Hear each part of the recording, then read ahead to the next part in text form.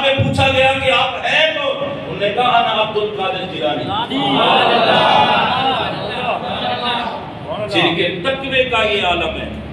وہ فرماتے ہیں میرا قدم ہر ولی کی گردن پر، یہاں سے کہہ رہے سبحان اللہ، ولیوں کے شہنشاہ، ولیوں کے امام، ارے جن کی ہم 11ویں مناتے ہیں ان کے تقوی کا یہ عالم ہے، تو جن کی 11ویں مناتے ہیں اتنا خیال کر لینا چاہیے 5 وقت کی ہم نماز پڑھتے ہیں کہ نہیں پڑھتے ہیں؟ اللہ اکبر۔ حضور غوث پاک رضی اللہ تعالیٰ عنہ آپ کا یہ تقوی دیکھیں، آپ کی بارگاہ میں ایک بندہ آ گیا، کہنے کا حضور غریب ہوں، مفلس ہوں، دعا فرمائیں، کوئی وظیفہ بتا دیں۔ آپ نے فرمایا تیرا گھر کی طرف سے، وہ راستے پر ہے، گھر کا ہے، راستے پر میرا گھر ہے۔ تو غوث پاک رضی اللہ تعالیٰ عنہ نے فرمایا جا اپنے گھر پہ نا پردہ کر، آتے جاتے ہوئے بندے کو نظر نہ آئے۔ کہا حضور ٹھیک ہے۔ وہ بندہ ماننے والا تھا غوث پاک کا، وہ چلا گیا، اس نے گھر کے اوپر کپڑے کے ساتھ پردہ کیا۔ کچھ دن گزرا، کچھ ٹائم گزرے، تو وہ بندہ دوبارہ آ گیا غوث پاک کی بات میں، اور آ کر کہنے لگا حضور اللہ کا شکر ہے کہ مالی حالات بہتر ہے،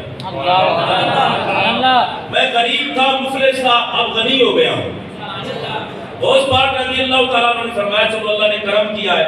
وہ بندہ کہنے لگا حضور ایک بات بتائیں، آپ نے نہ مجھے کوئی وظیفہ بتایا اور نہ کوئی تویز دیا، نہ کوئی اور کام کہا، بس یہی کہا کہ پردہ کریں گھر کا۔ غوث پاک رضی اللہ تعالیٰ عنہ نے فرمایا میں نے اس لیے کہا تھا کہ تیرا گھر ہے راستے پر، اور وہاں سے بندوں کا گزر ہوتا ہے، ان میں بے نمازی بھی ہوتے ہیں۔ اس بات کو اپنے بڑے دھیان سے سننا، بے نمازی بھی ہوتے ہیں۔ حضور پھر فرمایا جب کسی بے نمازی کی نظر پڑتی ہے نا کسی گھر پر، تو وہ کنگلا ہو جاتا ہے۔ جب کسی بے نمازی کی نظر پڑے کسی گھر پر، میرا سوال یہ ہے کسی کی نظر پڑے کسی کے گھر پر ہو بے نمازی تو وہ کنگلا ہو جائے، تو جو گھر میں رہنے والا بے نمازی ہو، اللہ اکبر، پھر کیا حال ہوگا؟ بھئی جو گھر میں رہنے والا وہ بے نمازی ہو۔